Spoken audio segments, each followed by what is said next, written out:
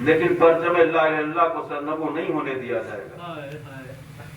آج آپ اسی امام حسین کا چہلم بنانے کے لیے آئے ہوئے. عزادارو، سن 61 ہجری میں امام حسین مدینہ سے کربلا آئے. ایام عزا اختتام کو پہنچ رہا ہے. آج 40 ہے. پورے 2 مہینے سے آپ مجلسیں سنتے چلے آ رہے ہیں.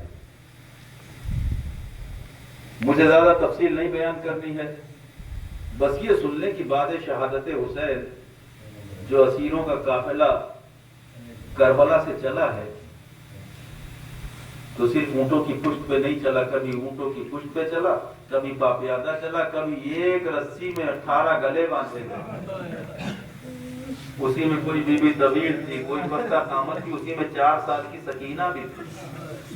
نتیجہ کیا ہوا کہ بیویاں کھڑی ہو کے نہیں چل رہی تھی بلکہ رکوع کی حالت میں چل رہی تھی. نہ جانے کتنی دور تک رکوع کی حالت میں چلی. پیر میں آبلے پڑ پڑ کے پھوٹ گئے. کربلا سے لے کے کوفہ سے لے کر شام تک. اور جب یہ اسیروں کا لوٹا ہوا قافلہ شام میں آیا ہے نا تو یزید نحس تخت نشین تھا. اس نے ایک جملہ کہا عمر سعد سے مخاطب ہو کے کہ میں نے سنا ہے کہ حسین کی ایک بچی تھی جسے حسین بہت چاہتے تھے. سکینہ نے سنا اپنے کو جناب فضا کے پیچھے. عمر سعد نے بڑھ کے اشارہ کیا، جناب سکینہ کو بلایا، آگے آئے. کہا یہ صحیح ہے کہ تمہارا بابا تمہیں بہت چاہتا تھا؟ کہا بے شک. کہا میں تب مانوں کہ تمہارا بابا بہت چاہتا تھا کہ اگر تم بلاؤ اور تمہارا بابا تمہارے پاس آ جائے. کہا میرا بابا اور اس نجیب دربار میں. کہا کیا تو دیکھنا چاہتی ہے؟ ایک مرتبہ تشت سے جو کپڑا ہٹایا، خان سے کپڑا ہٹایا، جناب سکینہ کی نظر پڑی، بے اختیار ہو گئی. یزید نے کہا کہ تو اپنے بابا کو بلا، اگر یہ خود بخود تمہاری آغوش میں آ جائے تو میں مان لوں گا. بس یہ سننا تھا کہ جلے ہوئے کرتے کا دامن اٹھایا جناب سکینہ، جلے ہوئے کرتے کا دامن پھیلایا. بابا یہ یزید نحس ہماری اور آپ کی محبت کا امتحان لے رہا ہے. تاریخ لکھتی ہے کہ سر حسین بلند ہوا، سکینہ کے مقابل آیا، دامن میں آیا. سکینہ نے منہ پہ منہ رکھا. اے بابا آپ اس وقت کہاں تھے؟ ارے جو گوشوارے مجھے پہنائے تھے وہ چمن نے اس بے دردی سے کھینچا کہ کانوں کی لویں پھٹ گئی. اے بابا رخسار پہ تماچوں کے نیل اب تک باقی ہے. اے بابا ارے پشتے جبل پہ جو پاس آ گیا ہے تو سینہ زخموں سے چور چور ہو گیا. حضرت اللہ خدا آپ کو کسی غم میں نہ اڑائے سوائے غم آل محمد کے. عزادارو چہلم منانے کے لیے آئے ہیں آپ کے لیے کر لے. میں پڑھ چکا مجلس. زندان قائد شام میں قید کی گئی. یہ قید خانہ شام جس کو زندان شام کہا جاتا کیسا تھا کہ اس میں دن کی دھوپ بھی آتی تھی، رات کی شبنم بھی گرتی تھی. اب اس قید خانے میں جب پرندے مشرق سے مغرب کو، مغرب سے مشرق کی جانب جاتے تھے شام کو تو سکینہ پوچھتی تھی، 4 سال کی تھی نا، ایک اما یہ پرندے صبح کو اس طرف سے اس طرف جاتے ہیں، شام کو اس طرف سے اس طرف جاتے ہیں، کہاں جاتے ہیں؟ تو جناب زینب نے کہتی تھی کہ سکینہ یہ پرندوں صبح کو اپنے اپنے آشیانوں سے تلاش معاش میں جاتے ہیں، شام کو یہ اپنے گھروں کو واپس آتے ہیں. 4 سال کی بچی تڑپ کے کہتی تھی پھوپھی کیا ہم کبھی واپس اپنے گھر نہ جائیں گے؟ کیا ہم واپس مدینے نہ جائیں گے؟ اجر اللہ. ایک روز سکینہ سوتے سوتے خواب سے بیدار ہوئی اور گریا کرتے ہوئے کہتے پھوپھی اماں ابھی میرا بابا آیا تھا، ابھی میرے بابا آئے تھے، کہاں گئے تھے؟ جناب زینب نے کہا کہ نہیں بیٹی آپ تو یہاں سو رہی تھی. کہا نہیں مجھے بابا نے مجھے اپنے سینے پہ سلایا تھا. اب بیویوں میں ایک کوہرام بچا.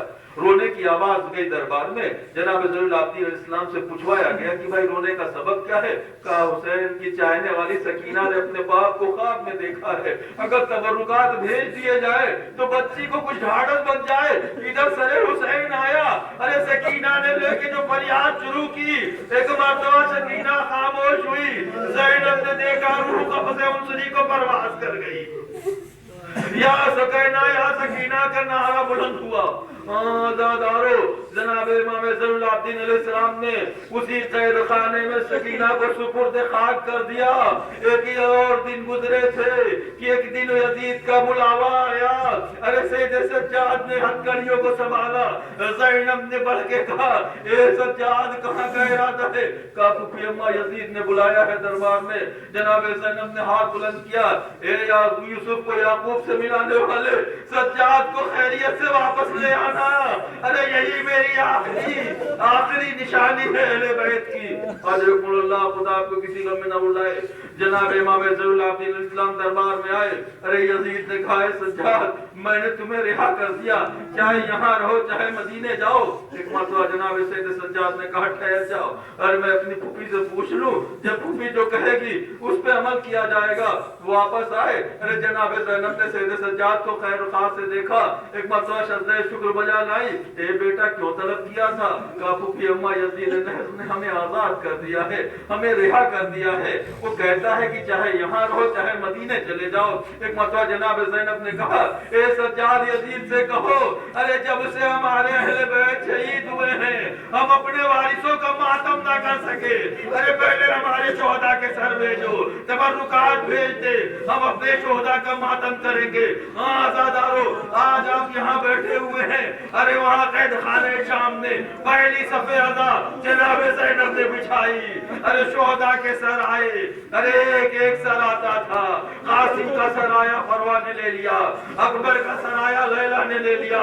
رباب کا سر آیا, اصغر کا سر آیا, رباب نے لے لیا. ارے ایک مرتبہ ارے شام کی عورتوں نے دیکھا دو ننھے ننھے سر ہیں جس پر کوئی گریہ کرنے والا نہیں, جس پہ کوئی گریہ کرنے والا نہیں ہے.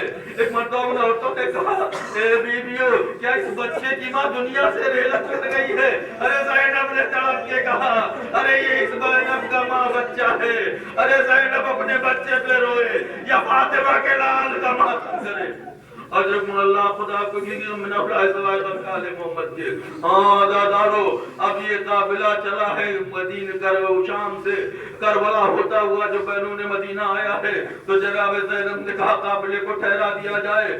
آزادارو آپ چہلم منانے آئے ہیں نا, آج زینب بھی مدینہ چہلم منانے آئی ہے. چہلم منانے آئی ہے, کس شان سے آئی ہے؟ کہا منادی کو حکم ہوا کہ جا کے منادی والوں مدینہ والوں کو بتائے کہ وہ بیویاں آئی ہیں. ارے جو رسول کی نواسیاں, علی کی بیٹیاں, ارے جو گھر بھری ہوئی تھی وہ جڑ چکی ہے, جو ماغے آباد تھی سونی ہو چکی ہے. اب منادی چلا, مدینے میں ندا دیتا ہوا چلا اے مدینے والوں مدینہ رہنے کی جگہ نہیں. رسول کی نواسیاں, علی کی بیٹیاں تیار و تیار کوچا بکوچا پھر